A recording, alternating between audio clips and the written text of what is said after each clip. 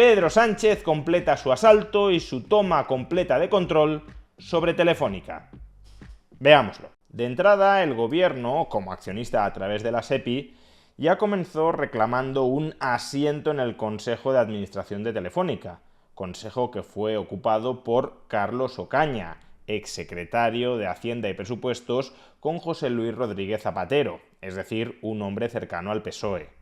Evidentemente, si ya tienes un asiento en el Consejo y posees el 10% de las acciones, es decir, eres el accionista de control, pues entonces ese miembro en el Consejo va a tener una enorme capacidad de influencia sobre las decisiones que adopte regularmente ese Consejo de Administración, el órgano de dirección de la empresa. Por tanto, ahí el gobierno ya comenzó a controlar muy de cerca a esta operadora de telecomunicaciones. Pero al parecer ese grado de control amplio que ya tenía a través del Consejo y del 10% de las acciones no le bastaba. Y por eso este sábado, a iniciativa del gobierno, no a iniciativa de otros accionistas a la que se sumara el gobierno, sino a iniciativa del gobierno, se terminó decapitando al hasta ahora presidente de Telefónica, José María Álvarez Pallete. Ayer sábado, en efecto, se depuso a un presidente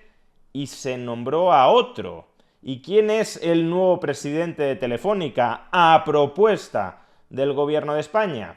Pues nada más y nada menos que Marc Murtra, una persona históricamente vinculada con el Partido Socialista de Cataluña, a la que el gobierno hace unos pocos años ya colocó al frente de Indra para controlar a esta otra empresa privada, pero igualmente participada por el Estado. Se ve que como ya prestó un buen servicio a la hora de subordinar Indra a los intereses del gobierno del PSOE, pues ahora se le encarga que haga lo propio con Telefónica, que subordine a esta empresa de telecomunicaciones y no solo de telecomunicaciones a los intereses electorales e ideológicos del PSOE.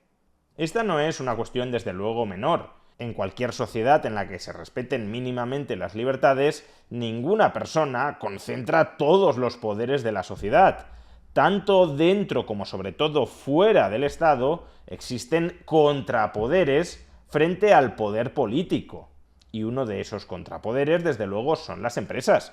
Las empresas, dentro de su propiedad, tienen cierta autonomía de decisión donde no entra o no debería entrar el poder político. Por tanto, pueden adoptar decisiones al margen de los caprichos del gobierno de turno. Decisiones que normalmente están vinculadas con maximizar beneficios, es decir, con satisfacer de la mejor manera posible a su cliente. Pero claro, lo que está haciendo Pedro Sánchez desde que llegó al gobierno es colonizar progresivamente todos los contrapoderes internos y externos al propio gobierno socialista, para así concentrar en su propia persona un poder cada vez más absoluto.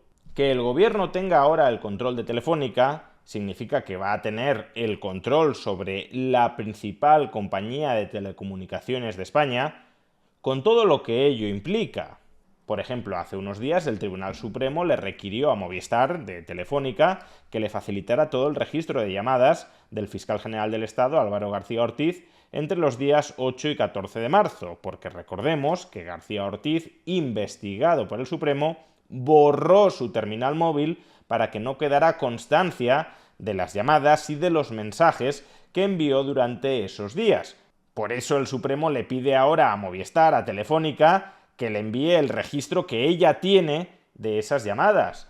Pero claro, ahora que el gobierno controla Telefónica, ¿qué expectativa de imparcialidad en el acatamiento de esta orden del Supremo cabe esperar que se produzca?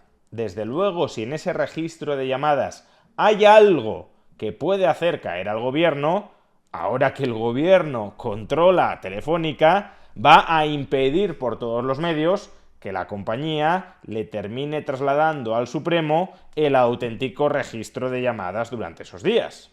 Pero es que además Telefónica, la empresa que ahora controla totalmente el gobierno socialista, no solo es la principal empresa de telecomunicaciones de España, sino una de las principales creadoras de contenido audiovisual a través de Movistar Plus.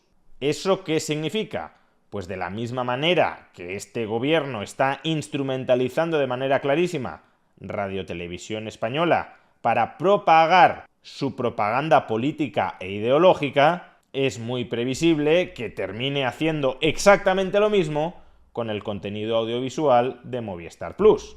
Es decir, no solo que Movistar Plus se encargue de producir, de financiar series o programas con un marcado sesgo escorado hacia la izquierda o escorado hacia el lavado de cara de este gobierno, sino también que todos aquellos profesionales del mundo de la comunicación que tengan una expectativa de recibir dinero de Radio Televisión Española o a partir de ahora también de Telefónica, de Movistar Plus, son muy conscientes de que si quieren prosperar en esta industria, si quieren recibir contratos de Radio Televisión Española o de Movistar Plus, van a tener que destacarse a sí mismos como personalidades de izquierdas muy cercanas al PSOE de Pedro Sánchez. Van a tener que exhibir en público una defensa virtuosa del gobierno de Pedro Sánchez. Porque si un creador de contenido se caracteriza por sus críticas furibundas contra el gobierno de Pedro Sánchez o contra la izquierda, desde luego, al menos con este gobierno, no cabrá esperar que tenga ningún tipo de relación comercial ni con Radio Televisión Española, ni a partir de ahora con Movistar Plus de Telefónica. Si quieres comer, hazte sanchista. Y todo este macroaparato de propaganda público-privado, daos cuenta, se lo está pagando Pedro Sánchez con nuestro dinero. Está utilizando el dinero extraído coactivamente a los españoles vía impuestos para sufragar la propaganda de Radio Televisión Española y para comprarse la presidencia de Telefónica para así poder financiar con el dinero también del resto de accionistas de Telefónica la propaganda del gobierno en Movistar Plus.